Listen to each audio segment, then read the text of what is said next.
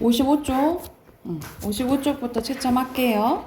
자, 1번에 여기서 표현상의 특징으로 적절하지 않은 건데, 여기서는 역설법도 안 나오고, 그치?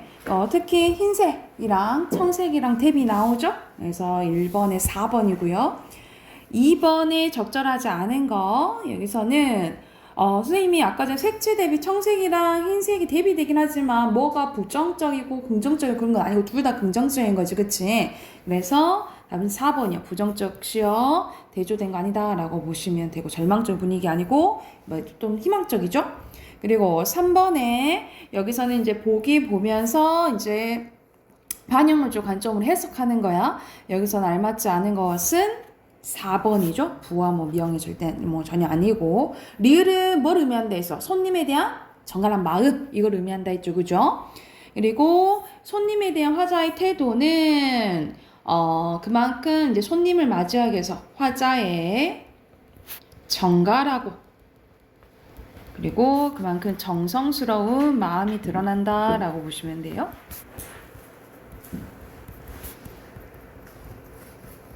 그래서 은쟁반이나 하얀 모시수건 준비하라고 한 거지, 그치? 그래서 손님 앞에 손님을 맞이하기 위한, 이건 뭐 써도 되고 안 써도 되고, 하기 위한 화자의 정갈하고 정성스러운 태도가 드러나 있다 라고 쓰시면 돼요.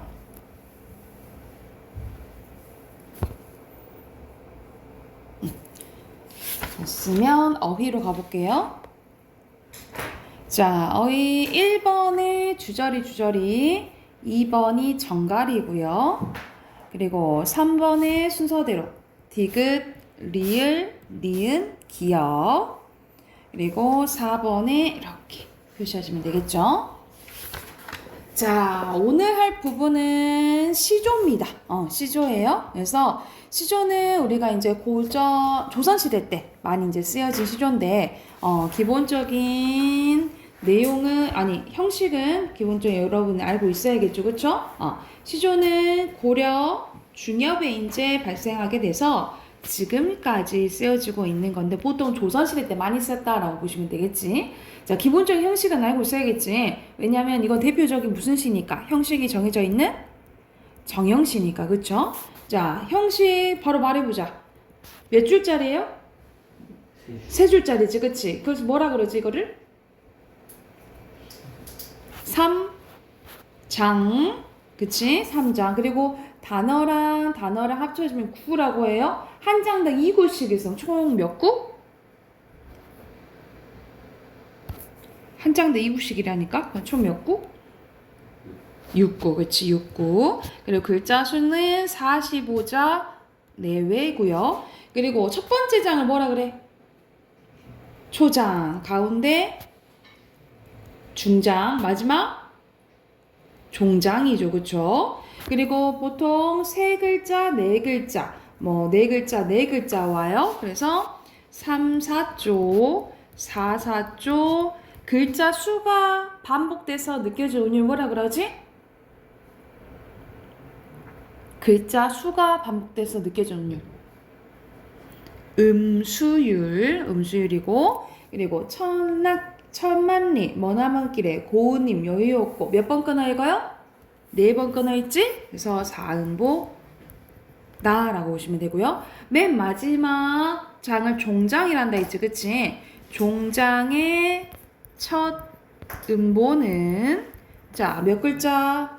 3글자 온다 라고 보시면 돼서 3음절로 고정되어 있다 라고 보시면 되고, 보통 이렇게 이 형식이 잘 지켜지면 무슨 시조라고 하냐면 평시조라고 해요. 평시조. 그리고 평시조가 하나 오면 단시조, 여러 개 오면 연시조라고 생각하시면 돼요. 그래서 평시조는 보통 조선, 전기, 양반들이 많이 썼다라고 보면 되고, 이제 우리가 한글이 반포되면서 백성들이 글을 알게 되잖아요. 그치? 그러면서 백성들이 이제 많이 쓰게 되는데, 조선 후기 때는 그래서 조금 길어져요, 시조가. 좀 길어진 시조를 사설시조라고 한다라고 보시면 됩니다.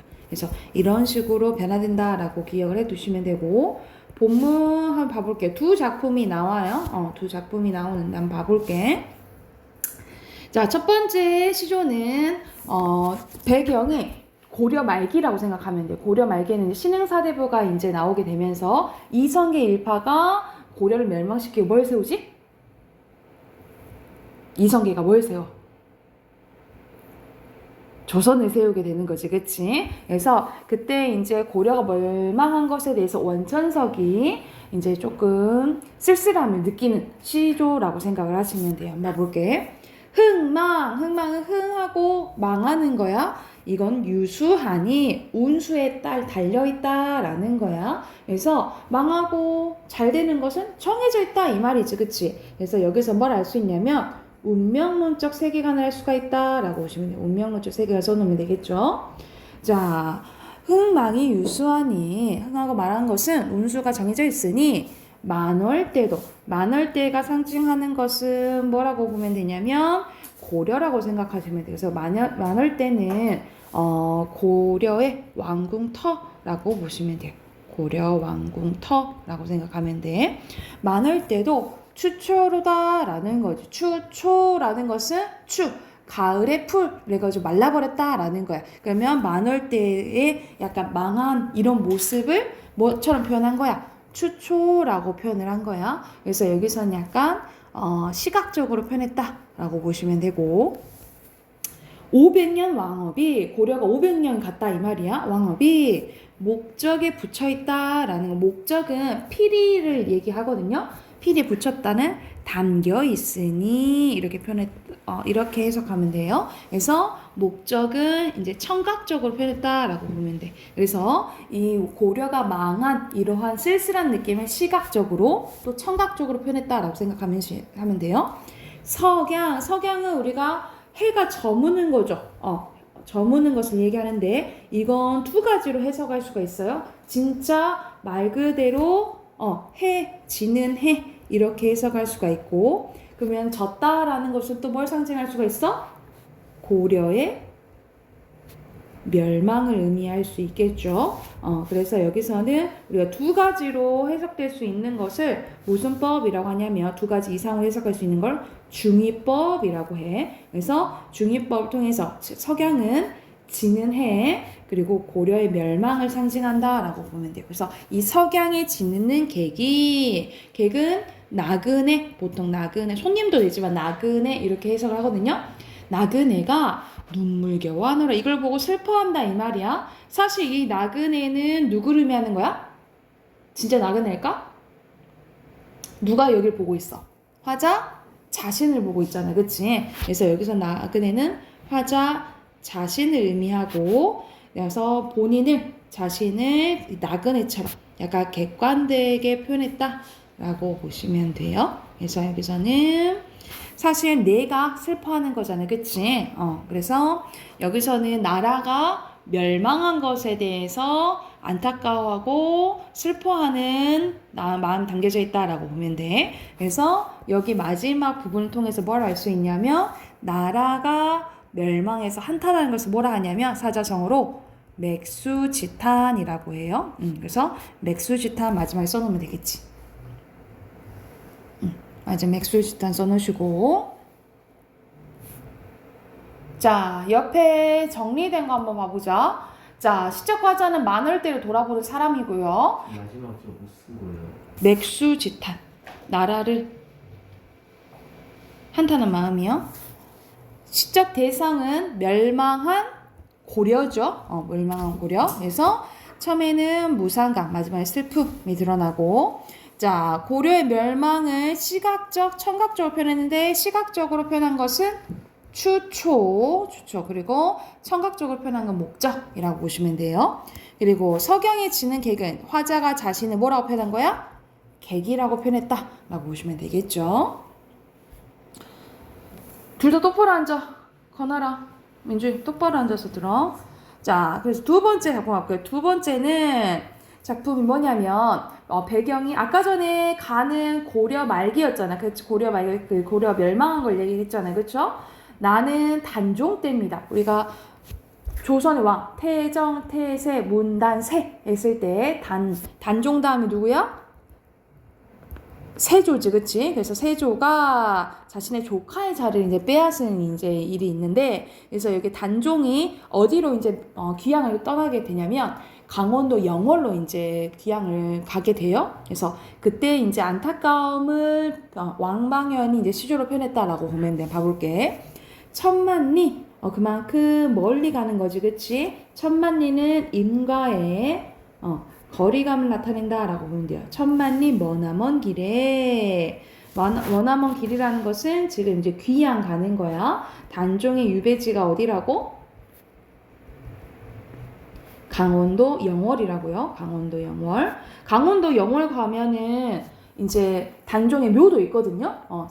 저기 이제 묘도 있는데, 선생님 겨울에 가서 한번 봐봤는데 엄청, 약간 선생님이 알아서 그랬지, 보니까 너무 쓸쓸해 보이더라고. 보통 이제 왕릉이라고 하면 엄청 크고 화려하고 조금 그렇잖아.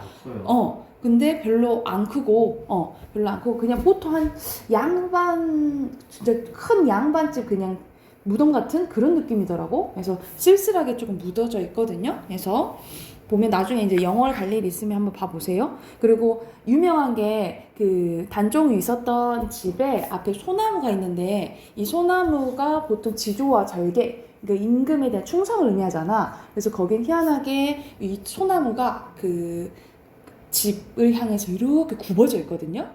그래서 이제 충성심을 이제 드러낸다라고 하는데, 나중에 한번 이제 영월 갈 일 있으면 거기 들려서 한번 보면 좋을 것 같아. 그래서 머나먼 길에 고우님 여기고, 이 고우님은 당연히 누구겠어? 단종을 의미하겠죠. 이 단종과 이별하고 내 마음 둘 데가 없어서 냇가에 앉았으니 저 물도 흐르는 물도 내 안 같아서, 내 마음 같아서 울어 밤길 가는구나 라고 해서, 이 물이 흐르는 소리를 뭐라고 표현한 거야? 운다 라고 표현한 거잖아, 그치? 그러면 내 마음도 어떠다 이 말이야. 저 물처럼, 우는 것처럼 슬프다 라고 표현을 한 거야. 그래서 여기서 물 있죠.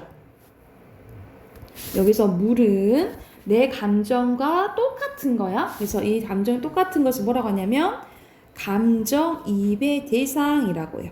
감정이입의 대상, 감정이입의 대상이라고 하고, 우리가 중등 과정에서는 잘 안 나오는데 고등 과정 가서는 화자의 감정을 불러일으키거나 화자의 감정과 같거나 아니면 반대되는 역할을 하는 것을 뭐라 하냐면 객관적 상관물이라고 해요. 그래서 여기서는 감정이입의 대상인 이 물은 객관적 상관물이다 라고 보시면 됩니다. 그래서 여기서는 이제 단종의 폐의를 슬퍼하는 마음이 담긴 시조라고 생각을 하시면 돼요. 그래서 여기도 정리된 거 한번 봐보면, 시적 화자는 고운님, 고운님은 누구라고? 단종이라고 했지. 단종과 이별이고, 시적 대상 고운님, 정서는 안타까움, 슬픔이고요. 그리고 화자의 안타까움과 슬픈 마음을 표현해주고 있는 대상은 물이죠. 그래서 물은 뭐의 대상이라고? 감정 이입의 대상이다 라고 보시면 되겠죠.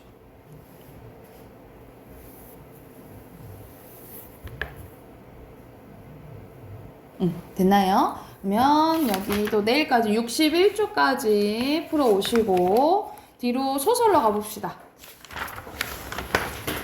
136쪽으로 가요.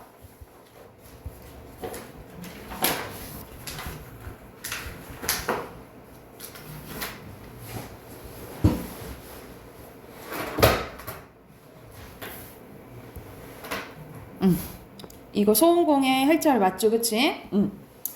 1번에 윗글에 대한 설명으로 적절한 거, 이거 1인칭 주인공 시점이고요. 1인칭 주인공 시점이고, 그리고 이 처음과 마지막, 이게 극적 반전이 일어나잖아. 그래서 이 서술자의 심리 변화가 나와요. 그래서 처음에는 화냈다가 나중에 북근으로 바뀌죠. 1번이 5번이고요.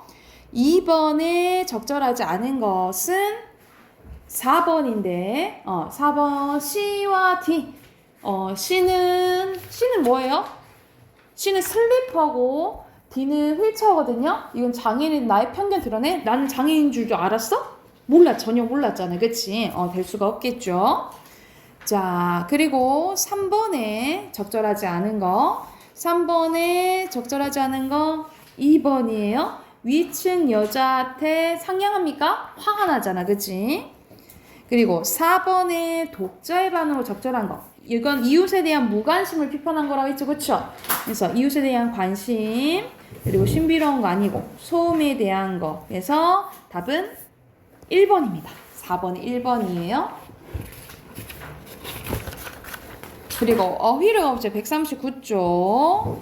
139쪽에 가로에 진저리, 세로에 저이, 2번에 가로 전갈, 세로 전원, 3번에 세로 처신, 가로 신경전이에요. 그리고 4번은 이렇게 표시하시면 되고요. 그리고 5번에 편견, 6번에 빈부예요. 자, 그럼 오늘 할 부분 봐보자. 오늘 할 소설은 잘 알아둬야 되는데 여러분이 이제 3학년 때, 2학년 때보다는 3학년 때 이제 교과서에 수록되어 있는 이제 작품이거든요. 그래서 가장 많이 이제 작품이고, 그리고 제목이 희한하잖아. 커피단 리라고 하는데 제목의 의미가 가장 이제 서술형으로 많이 나오는 작품 중에 하나라고 생각하시면 돼요. 그래서 여기서 커피단은 무슨 뜻이냐면 캡틴 이런 뜻이에요. 캡틴은 우리가 무슨 뜻이지? 영어로? 캡틴 주장, 우두머리 이런 뜻이잖아. 그치? 여기서는 캡틴 리 해가지고 커피단은 이 캡틴을 러시아 발음으로 하는 거라고 생각하시면 돼요. 그래서 첫 번째 줄로 나와도 이인국 박사 이렇게 나오잖아. 주인공이 이인국 박사인데, 그래서 이 커피단 리는 이인국 박사를 얘기한다 라고 생각을 하시면 돼요. 이거에 대한 이제 전체적인 스토리를 얘기를 해주면, 자, 배경은 언제부터 나오냐면 일제강점기 때로 나옵니다. 일제강점기는 누구 힘이 센 거야? 일본의 힘이 센 거잖아. 그치? 그래서 일본의 이 사람은 이제 친일적인 면모를 보여주면서 살아요. 근데 해방 직후에는 이때 당시에 우리가 러시아를 예전엔 뭐라 불렀지? 소련, 그렇지. 소련의 힘이 일시적으로 세져요. 그래서 이때는 친소파 면모를 보여주고, 그 다음 이후에 거의 이제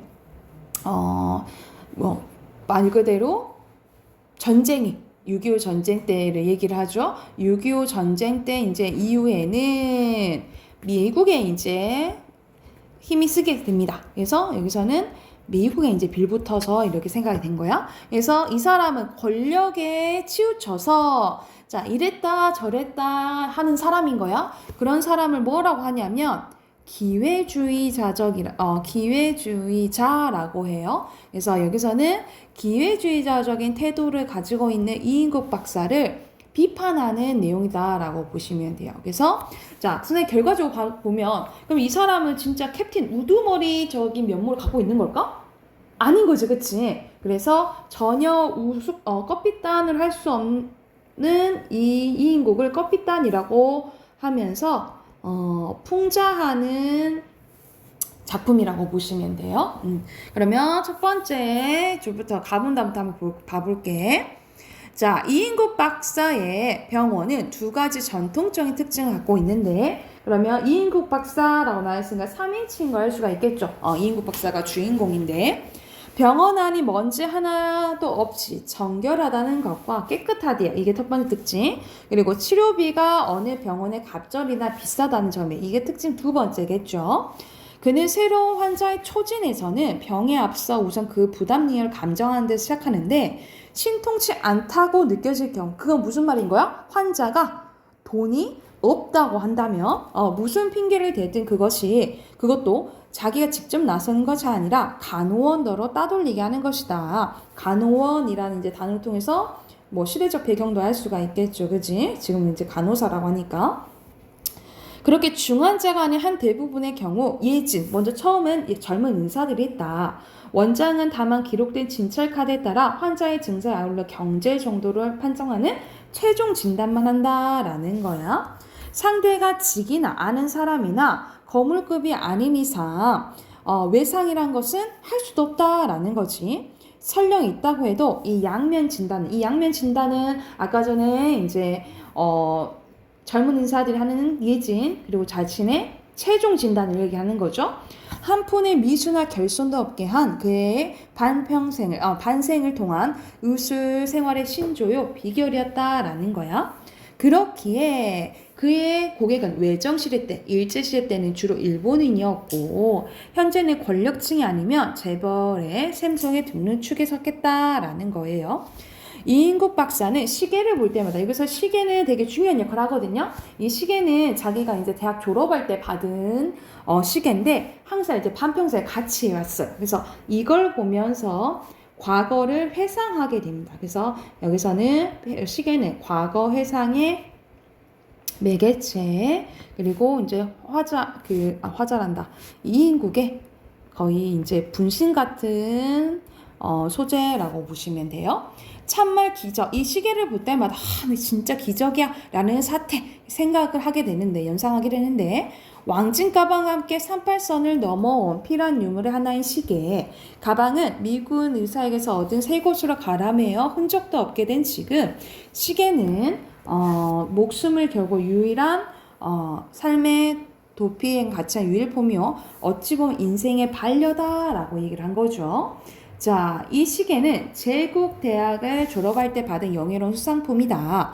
뒤쪽에는 자기 이름이 새겨져 있는데 그 후 30여 년 자기 주변의 모든 것은 변화해갔지만 시계만은 옛 모습 그대로인데 주변뿐만 아니라 자기 자신이 얼마나 변한 것일까? 20대 홍안을 자랑하던 젊음은 어디로 사라진 것일까? 머리카락도 반백도 넘었고 이마에 주름도 깊어만 간다. 일제시대 소련군 점령의 감옥생활, 6.25 사변, 그리고 38선 미군 부대 이 그동안 몇 차례 아슬아슬한 죽음을 넘긴 것인가 라는 거죠. 그래서 여기서는 이렇게 지내온 시대적 배경을 알 수 있다라고 보시면 돼요. 그러니까 이인국이 이걸 다 겪게 된 거지. 자, 여기서 다부터는 이제 아까 전에 친일적인 몸으로 보였다 했잖아. 그 직후 해방 직후로 과거 회상을 하게 돼요. 여기서는 과거 회상하는 부분이고 여러분 과거 회상하게 되면은 순행적이 아니지. 그래서 역순행적 구성인 것을 알 수가 있고 역순행적 구성은 같은 말로 입체적 구성이라고 기억해 두시면 돼요. 여기서부터 다부터는 과거 회상이에요. 자, 아마 소련군이 들어오나 봐요. 모두 야단법석이에요. 숨을 헐레벌떡 이야기하는 해숙의 말에 해숙이는 이때는 간호사였는데 나중에 이제 이인국 박사의 두 번째 부인이 돼요. 이인국 박사는 아무 대꾸도 없고 눈만 껌뻑이면 도로 앉았다. 8알째 라디오에서 오늘 입성 예정이라고 했으니 이제 들어온다고 소련군이 했으니 이제 정말 오는가 싶었다. 해수기가 내려간 뒤에도 이인국 박사는 한참 동안 아무 거동도 못하고 바깥쪽을 내다보고 있었는데 무엇을 생각했던지 그는 움찔 자리에서 일어났다. 그리고는 벽장문을 열었는데 안쪽에서 액자를 끄집어냈대요. 여기서는 뭐라 써져 있냐면 국어 상용에 가 라고 써져 있었는데 여기서 국어는 우리말이 아니라 일본어를 얘기를 해. 그러니까 일본어를 사용하는 지이라고 인정받은 거야. 그치? 그러면 이거는 뭐의 증거인 거야? 그렇지. 친일파의 증거인 거죠. 그치? 그래서 해방되던 날 집어넣은 것을 그동안 깜빡 잊고 있었다라는 거야. 그는 액자틀 뒤에 여러 음식점 면허증 같은 두텁 모조지를 빼내요. 글자 한자도 제대로 남지 않고 손끝에 힘을 줘 찢어버렸다라는 거야. 그러니까 당연히 이 증거를 뭐 하려고 한 거야? 없애려고 한 거지. 그치? 이 종이장 하나만 해도 일본인과의 교제에 있어서 얼마나 떳떳한 구실을 할 수 있었던 걸까? 이거 한 장만 있으면 친일파 때는 엄청 떵떵거리고 살았는데 이젠 소용이 없어진 거잖아. 그거에 대한 약간의 반성이 있어요? 반성은 없고 약간 안타까워하는 거다. 안타까워하고 약간 쓸쓸해한다라고 봅니다. 이거면 이제 떵떵거리며 살았는데 이거 필요 없네? 라고 이제 하는 부분이라고 생각을 하는데 자, 한 장 더 있어요. 넘겨서 142쪽으로 가요. 길어요. 한 장 더 있어요. 중략 부분 줄거리 돼 있어. 우리 이거 본문으로 나오면 교과서에 더 길어요. 더 긴데 여긴 조금 이제 중략돼 있는 거야. 자, 중략 부분 보면은 친일파로 일제강점기를 살아온 이인국은 소련 점령기에는 소련군 스텐코프의 혹을 제거하는 수술을 통해 위기를 넘깁니다. 이게 뭐냐면 결국 친일파적인 면모 때문에 감옥에 가거든요. 근데 얘는 진짜 운이 좋은 게 감옥에 갇히게 되는데 거기 감옥 안에서 전염병이 돌아요. 전염병이 도는데 얘 직업이 뭐지?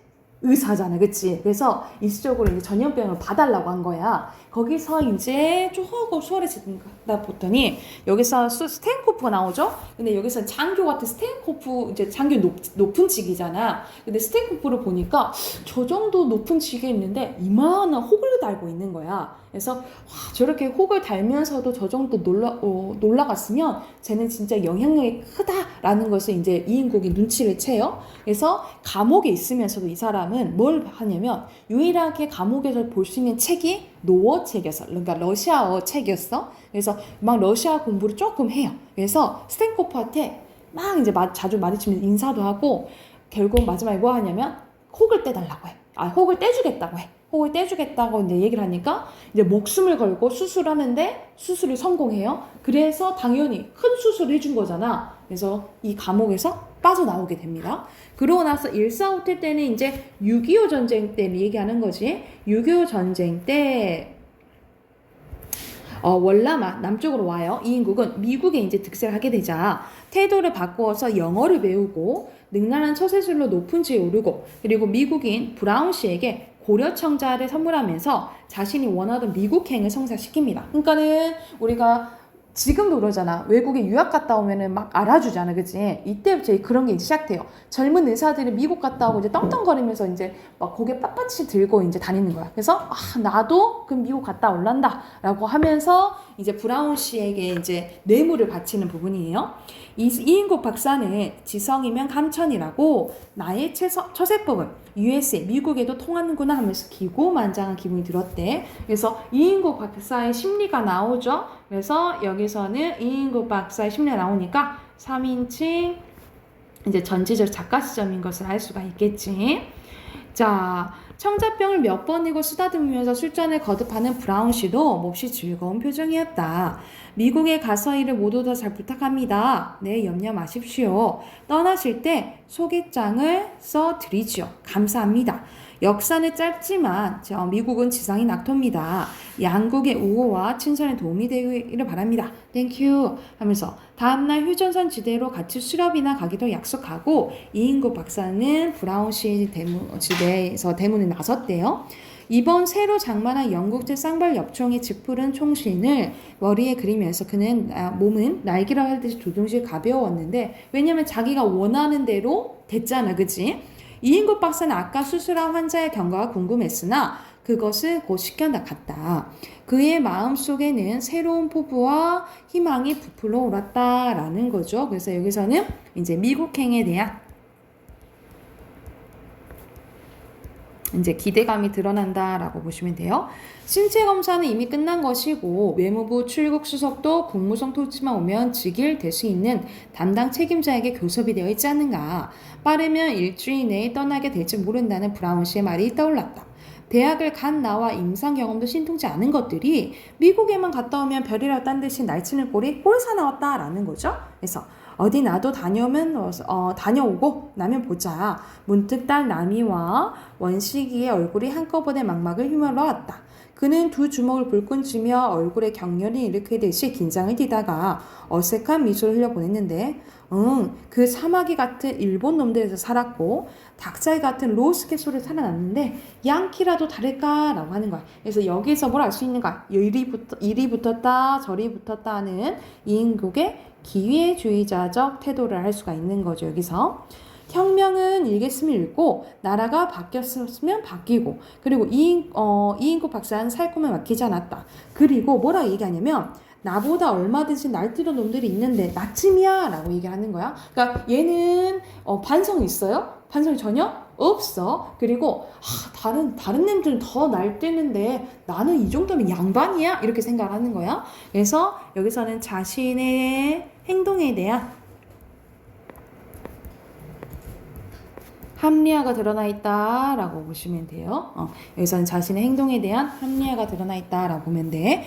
그는 허공을 향하여 마음껏 소리치고 싶었다. 그러면 위성 비행기 회사에 들러 형편을 알아볼까? 이인구 박사는 캘리포니아 특산 시가를 비스된 문체에 지나가는 택시를 물러세웠다. 그는 스프링이 튈 듯이 박스에 털썩 주저앉았다. 반도 호텔로 가주세요 했다는 거지. 차창을 거쳐 보이는 맑은 가을 하늘이 이인국 박사는 더욱더 푸르고 드넓게만 느껴졌다라는 거에서 앞으로의 이제 기대감이 이제 풍경을 통해서 나타나는 거죠. 근데 마지막 이러고 진짜 끝나게 되거든요. 근데 우리 보통 이거는 이인국 박사는 부정적인 대상이잖아요. 그치? 부정적인 대상인데 거의 해피엔딩으로 끝나죠. 그쵸? 근데 우리는 이걸 보고 이 사람처럼 이렇게 살아야겠다 이런 생각이 들어? 이렇게 살지 말아야겠다라는 생각이 들잖아. 그치? 그래서 오히려 이 이인국 박사를 풍자하는 효과가 있다. 비판적으로 보게 해주는 효과가 있다라고 보시면 돼요. 그러면 앞에 잠깐 가서 빈칸 넣어보자. 140쪽 빈칸 넣어볼게요. 140쪽 보면은 이인국은 선생님이 어떤 사람이라 했지? 이리 붙었다 저리 붙었다는 기회주의자라고 했죠. 첫 번째 빈칸은 기회.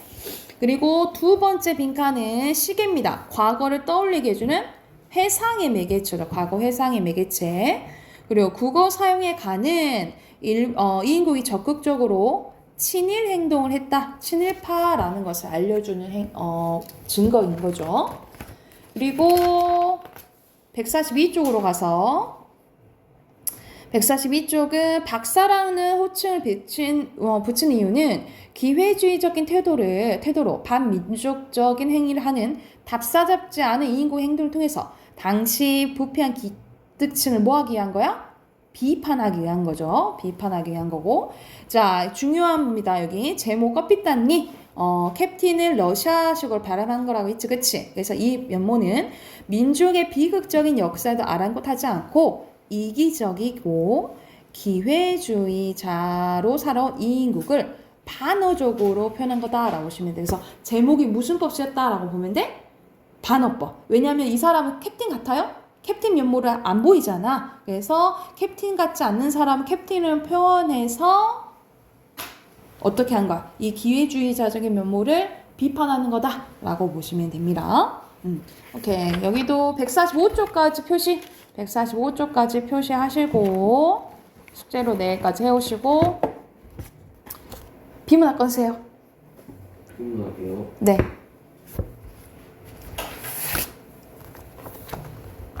정신 차리세요. 물 좀 마시고 올래? 응? 머리를 왜 때려? 뇌세포 줄게. 뭐 죽을 뇌세포 없어요.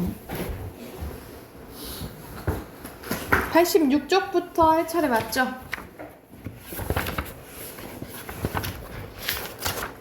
제가 쓴게 8대2 풀었어요. 8대2? 이때 안 왔잖아요. 그래갖고 여기 비어있어갖고 여기 풀었어요. 그것도 하고 끝에 하는 거 당연한 소리 하고 있어. 이상한 거 풀었다. 지금 풀까요? 얘들 다 풀어왔는데 무슨. 같이 보자.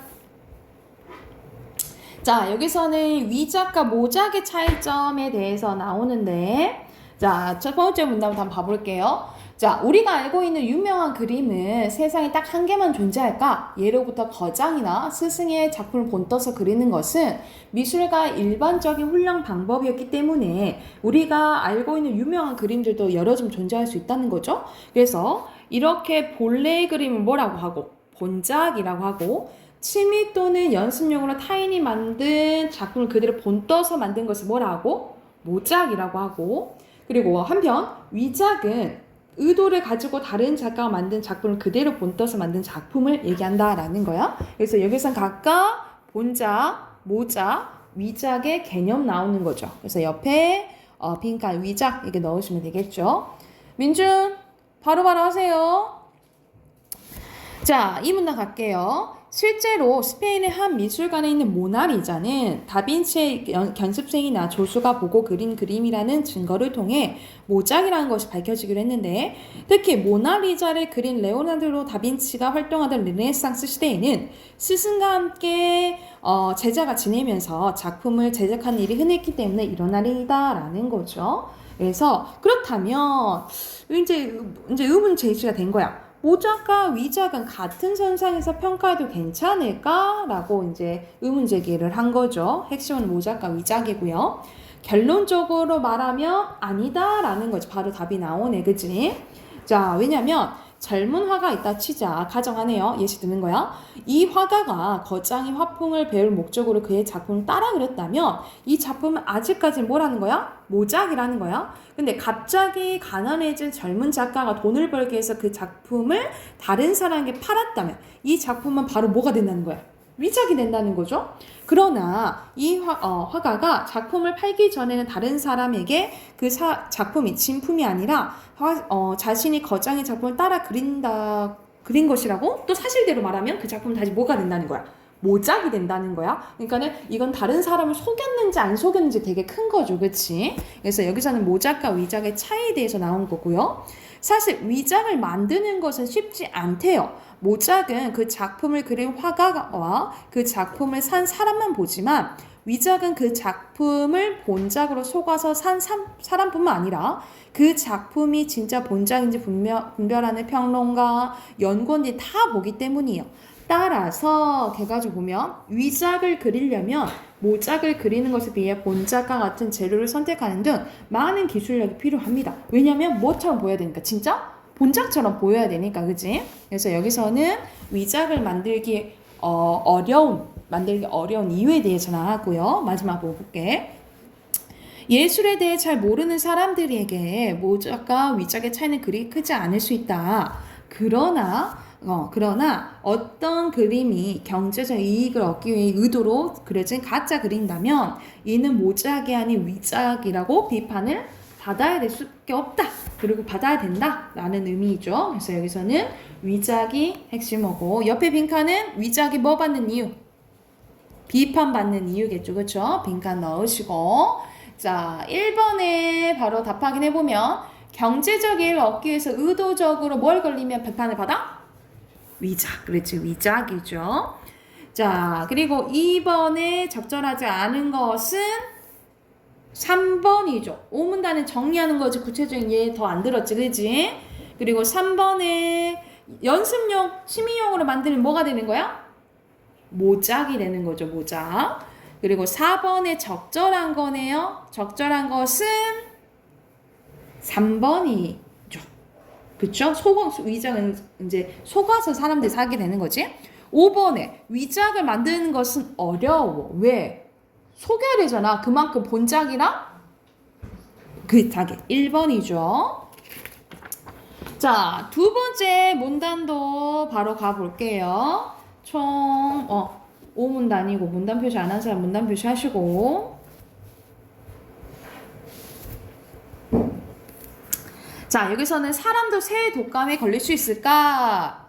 여러분 알고 있잖아. 걸리죠? 대표적인 게 지금 뭐야? 코로나도 그치? 코로나도 어디서 시작됐다 했어? 중국에서 그 박쥐에서 나왔다 하잖아요. 그치? 뭐 박쥐고기 먹어가지고 막 그랬다 하잖아. 그치? 뭐 아무래도 여러 가지 설이 있긴 하지만 그게 제일 신빙성 있다 하죠? 한번 봐볼게. 독감을 독한 감기 정도라고 알고 있는 사람이 많은데 그러나 사실 독감과 감기의 원인은 증상도 각각 다른 병이라는 거야. 감기는 200여 개 이상의 서로 다른 종류의 바이러스가 일으키는 병이지만 독감은 인플루엔자 바이러스가 폐에 침투해 일으키는 급성 호흡기 질환이다라는 거죠. 이 때문에 독감은 심할 경우 폐렴이나 천식 등 다른 병으로 이어져 독감이 걸린 환자의 생명을 위협할 수도 있다는 거예요. 그러니까 확연히 감기랑 독감은 다르다라는 거지, 그치? 그래서 여기서는 감기와 독감이 다르다라는 것을 알려주는 이 두 번째 문장이 중심 문장이라고 보시면 돼요. 핵심어는 감기 그리고 독감 두 개라고 생각하시면 됩니다. 그래서 그냥 진짜 우리가 그렇게 생각하죠. 독감은 감기가 심해지면 뭐 어쩌다 걸리는 거라고 생각하지만 확연히 다르다는 거죠. 그래서 독감 예방주사 맞잖아, 그치? 여러분 맞았어요? 이번 겨울 때? 잘 맞죠? 근데 요즘에는 독감이 예방주사 점점 좀 비싸져가지고 그지? 무료요? 네? 저 무료로 봤어. 너네 학생이어서 무료니? 너네 몇 살까지 무료야? 만 14.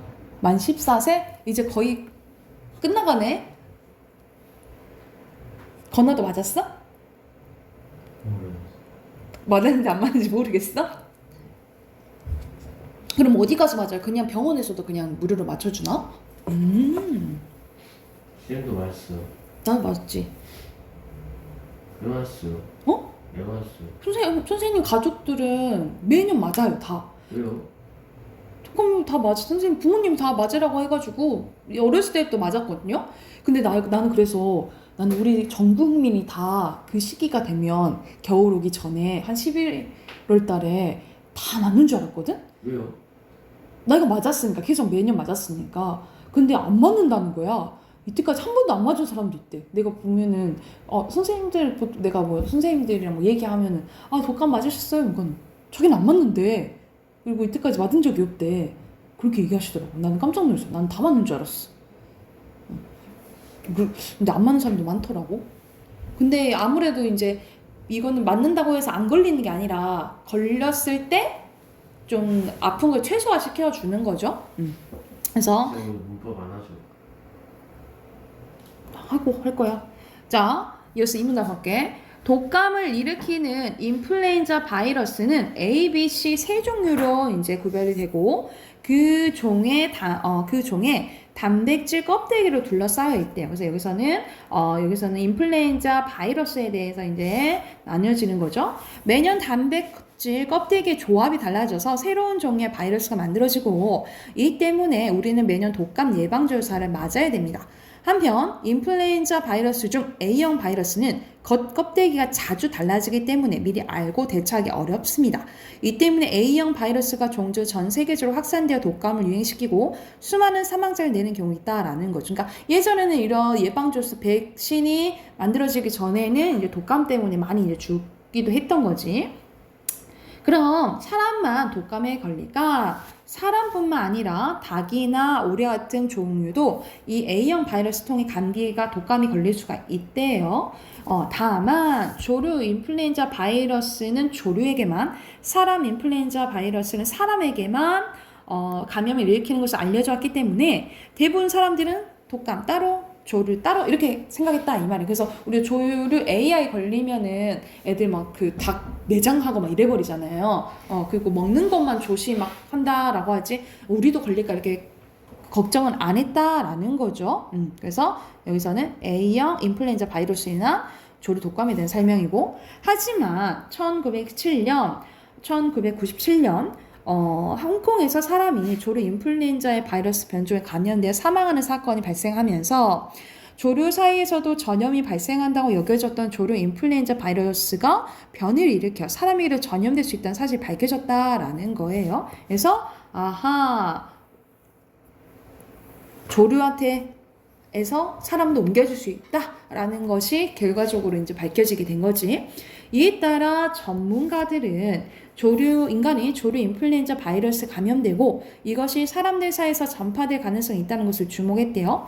아직까지는 사람들끼리 조류 인플루엔자 바이러스를 옮긴 사례는 없지만, 근데 지금은 이제 생기게 됐지, 그지? 어떤 바이러스가 언제 어떻게 변이를 일으킬지 아무도 예측할 수 없기 때문이다. 그래서 여기서는 조류 인플루엔자 바이러스가 사람에게도 이제 옮긴다라는 게 나온 거죠. 마지막 가볼게.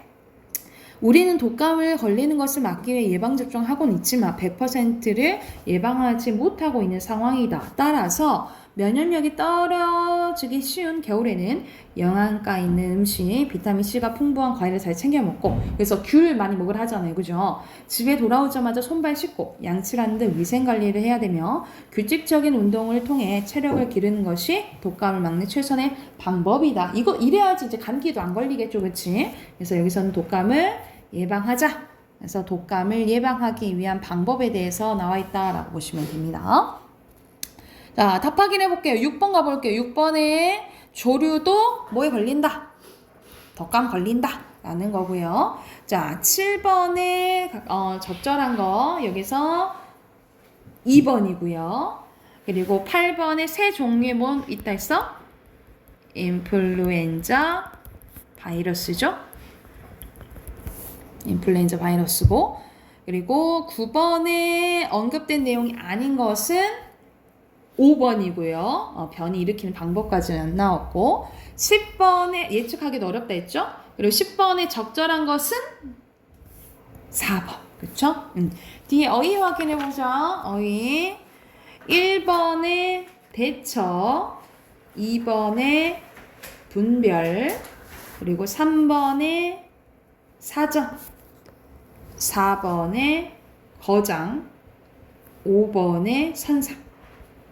침투하는 건 들어오는 거고, 구현하는 건 나타내는 거고, 확산되는 건 퍼지는 거죠. 됐죠? 그리고 9번에 3번, 10번에 2번, 12번에 2번. 민주 다 했어? 13번에 전염, 14번에 면역력, 15번에 화풍, 16번에 변종, 17번에 평론가예요. 11번 답. 선생님이 이거를 11 넘어가 버렸다. 미안. 여기가 2번이죠? 여기가 1번이에요. 이거 10, 9번 뭐예요?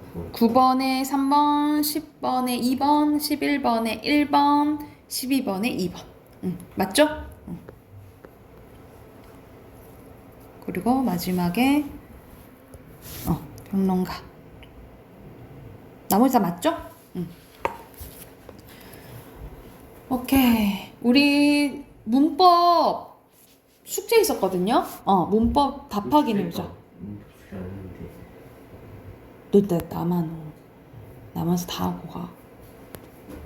숙제 안 했어? 안 했어요. 문제 왜 몰랐어요? 그때 좀 하라고. 민준아, 네 공부야. 선생님 맨날 떠먹여줄 수 없어. 응?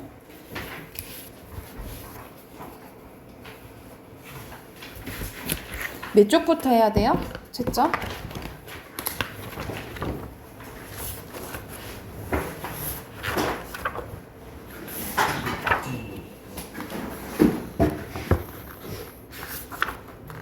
(60) 몇 쪽? 62쪽? 69? 66? 66. 자, 66부터 다 체크할게요. 1번에 5, 2번에 5, 3번에 X고요. 전문 분야부터 한자어가 더 많이 써요. 그리고 고유어 찾아 쓰래요. 선생님 동그라미 표시할게. 4번에 우리 밖에 없어요. 5번에 누나, 아침, 그리고 6번에 스승, 7번에 요즘, 사람. 이렇게 두 가지예요.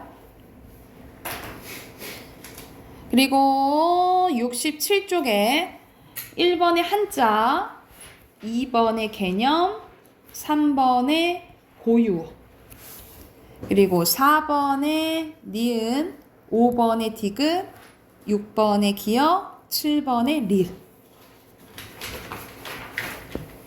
그리고 68쪽에 1번에 O, 2번에 X, 3번에 X, 그리고 4번에 도움말, 5번에 누리꾼, 6번에 길 도우미, 그리고 순서대로 7번부터 디귿, 니은, 기억이 되겠죠?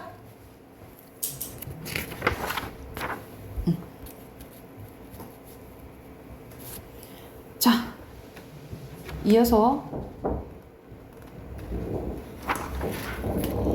이어서 지역방언이랑 사회방언 할게요. 금방 끝나. 오늘 지역방언은 간단하게 뭐라 생각하면 되냐면 우리가 사투리, 사투리를 생각하면 되겠죠. 지역방언은 말 그대로 자, 산, 강, 의, 자, 지역 구분 등 지역적 원인에 따라 달라진 말이라고 생각하시면 됩니다. 그래서 선생님 그러면은 표준어랑 사투리랑 했을 때 표준어가 더 낫나요? 했을 때 사투리랑 표준어는 둘 다 동등하게 서로 상호보완적인 거지 좀 더 누가 더 낫다 이렇게 할 수는 없어요. 지역방의 특성입니다. 지역방어는 각 지역 사람들의, 그러니까 여기는 광주잖아. 광주의 문화, 전통, 역사, 생활 모습이 담겨져 있고요. 그리고 동일한 지역방언을 사용하는 사람들끼리는 친밀감을 높일 수 있습니다. 그러니까 날씨 겁나게 좋아 보여. 아따 전라도 사람 같네. 반갑소 하면서 이제 친밀감을 느낄 수 있고, 그리고 그 사람들의 정서나 감정을 풍부하게 전달할 수 있어요. 그러니까 우리가 우와 정말 많다 이거랑 우와 허벌나게 많다 이거랑 느낌 차이가 있잖아요. 그치? 이런 정서나 감정을 풍부하게 전달할 수 있다라고 보시면 돼요. 이게 이제 사투리의 특징이고, 이렇게 어렵지 않죠? 넘겨봐. 70쪽. 70쪽은 이제 사회방언인가, 방언은 크게 지역방언과 사회방언으로 나뉘어지는 거야. 자, 사회방언은 나이, 성별, 직업, 사회 집단 등 사회적 원인에 따라 달라진 말입니다. 그래서 대표적으로 뭐가 있냐면 은어, 그리고 전문어, 그리고 플러스 유행어가 있어요. 여기서 유행어 이제 빠졌는데, 은어는 말 그대로 어떤 특정 집단 안에서 비밀 유지하기 위해서 만든 거라고 생각하시면 됩니다. 그러니까 예를 들어서 우리가 수업하는 것을 공차한다고 표현을 하는 거야. 그래서 야 공차러 가자 라고 하는 거는 수업하러 가자 이렇게 될 수가 있다라는 거지. 그래서 이건 비밀 유지를 하는 거고, 전문어는 말 그대로 전문 분야에서 쓰는 거예요. 그래서 보통 많이 쓰는 게 의사들, 뭐 예를 들어서 여러분 많이 알지, 수술할 때 메스, 석션 뭐 이런 것들 있잖아. 이거 전문어라고 생각하시면 돼요. 그래서 사회방언의 특성은 주로 세대, 전문 분야 등에 따라서 사용하는 어휘 차이가 발생하게 되고요. 그리고 동일한 사회방언을 사용하는 사람들끼리 친밀감을 형성할 수 있어요. 그런데 만약 이것을 몰라, 그러면 뭘 느낄 수가 있어? 반대로 소외감도 느낄 수가 있죠. 그 외의 사람들 소외감을 느낄 수가 있겠지. 그리고 동일한 사회방언을 사용하는 사람들께서는 의사소통 효율성을 높일 수가 있고요. 그리고 같은 세대, 전문 분야에 속하지 않은 사람들은 의사소통에 방해를 받을 수 있어. 이게 뭔 말이야? 소외감을 느낀다 이 말이야. 왜냐면 무슨 말인지 못 알아먹으니까. 그래서 선생님 친구 중에 간호사가 있거든요. 근데 꼭 있잖아, 혈압이라고 하면 되는데 혈압 수치를 막 다른 용어로 얘기를 해. 그러면 그게 뭔데? 선생님이 물어보거든요. 아 그거야 하고 이제 자기는 그게 편한 거지. 근데 나 잘 모르는 사람들은 의사소통이 조금 안 될 수 있다라고 보시면 돼요. 그래서 오늘 여기 69, 70 이거 한 장만 풀어오시면 될 것 같아요. 시험 범위 왼쪽부터 시험 범위는 38쪽부터 65 품사 부분이에요. 그래서 쌤 시험 범위 내일 쌤 중간고사 틀린데요. 내일 바로 와서 시험 볼게요. 시험 보고 내일 집으로 나갑시다. 30부터 60까지.